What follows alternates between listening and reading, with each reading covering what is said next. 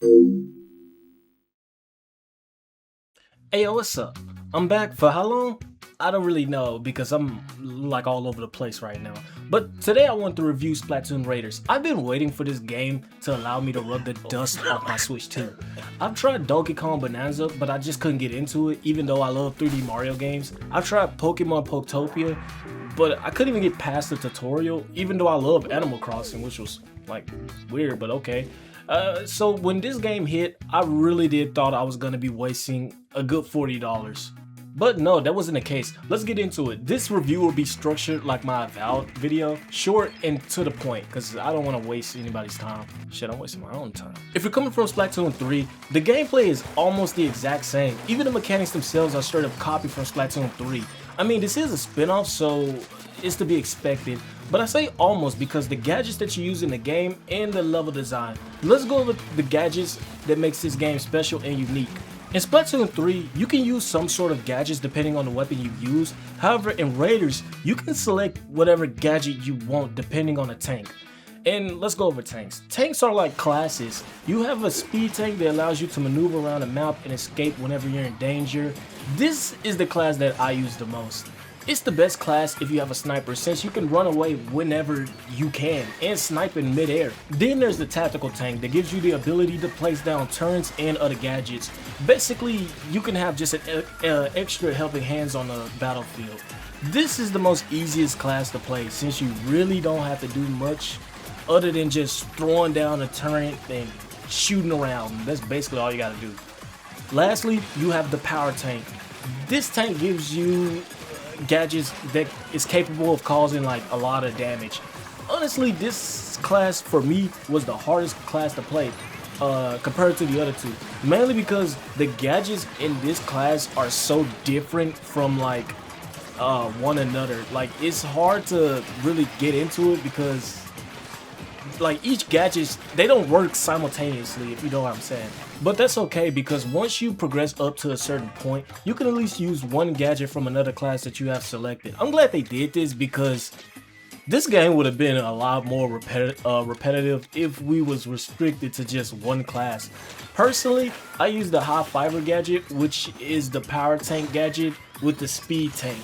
Since, you know, I use a sniper and I do need something to help me shoot the little smaller motherfucker. Also, gadgets can be upgraded with certain abilities. Still, each ability will take up slots on that gadget. So if you have an ability that takes up 8 slots, but you only have 4 slots left, you will have to remove something or downgrade an ability so you can use it. Compared to Splatoon 3, I personally think that Salmon Run is a lot harder because you're so limited to the weapons and gadgets that you use compared to Splatoon Raiders. Sorry, Edited Mario here. I've been messing up this entire time. They're called Salmon. I don't know why I kept saying Salmon, but hey, just bear with me. I've been saying it this whole video, but hey, I completely forgot. When it comes to difficulty, there is a hard mode, but from what I can tell, the game is really only hard in multiplayer. When you're in single player, it's too easy. It's kind of a little bit too easy. Like it's hard in the beginning, but then it gets real easy. When you're playing multiplayer, the game will adjust your level and other players to their current level. But when you're in single player, they don't do that. So you can basically bitch slap any enemy around you, and it's really easy. Personally, you know me, I like a challenge. I did notice after you beat the game, it does get harder, but I wish I would have done that a little bit sooner. I really don't have much else bad to say about the gameplay other than the tedious grinding and how long it takes to upgrade a gadget, let alone a weapon. But honestly, that's subjective. Some people like that. I'm not that big of a fan, but you know, I can understand. Level design is a little bit more expanded compared to Salmon Run. The regular raids feel more like a Mario game in a way. You have checkpoints and enemies you gotta deal with until you reach the end. Each island is different with its own vibes and enemies. Other dungeons are like survival, where you have to collect a certain amount of power eggs to win. And then there's the other dungeons, where you have to progress further and further down by collecting those eggs until you reach the boss. Simple dungeons are like trials. You have to use a gadget they give you and somehow make it to the end. Sometimes you're on a timer, other times you're not, but Once you make it, you can get a free upgrade for your health or, you know, your weapons or gadgets. Also, there's the Crystal Islands where you can literally go all around, all across the whole map and fight a bunch of salmon to mine enough crystals to get enough eggs to mine the big crystal at the end. This is probably the best way of getting a lot of gadget upgrades and weapons.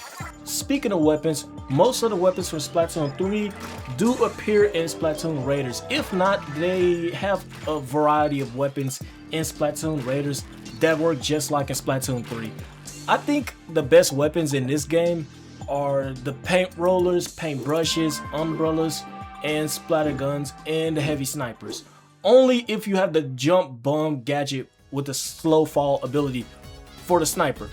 Fry, Shiver, and Big Man also have a role to play. They can come with you in these raids. Granted, they are inside of a robot, but you know, it's cool that they can come with you. If you collect enough power eggs, you can activate the Showstopper, which one of the crew from Deep Cut will use their abilities to cause a lot of damage. Shiver can use her massive shark, Fry can use her eels, and Big Man can use his body, I guess. I just stick to Fry since she's my favorite out of the crew and she does AoE damage, so you know. There is a story this time. I remember Splatoon 3's story mode felt more like a tutorial than an actual story. I'll be real, I didn't have high expectations regarding the story this time, but I'm kind of glad because I hate saying this because this story wasn't that deep. To sum up the story, you play as the mechanic who's piloting Deep Cut off to the Spiralite or Spiralite Islands to find treasure for their side hustle. They then get hit by a yellow light, leading them to crash down. The crew, along with you, the mechanic, build a hideout ship to begin raiding islands for treasure. That's the gist of it. I don't want to spoil anything, but I will say the ending of the last raid is peak. It really did. It low-key reminded me of Persona 5, and if you played the ending, you would know exactly that type of feeling. You would know. Overall, Splatoon Raiders is a good game and has a lot of variety in the weapons you use, the gadgets you can use, the new places that you can explore, such as the beaches, the snowy islands, the volcanic islands, and considering the $40 price tag, it's a steal. It's a steal. I'm shocked it doesn't cost like $60 to $80 given how Nintendo is. Keep in mind, like I personally put more hours in this game than I did 007 First Light. Not to say that the gameplay is like on par. I'm just saying this because this game right here just has so much more replayability. This game is for those who enjoy Splatoon 3.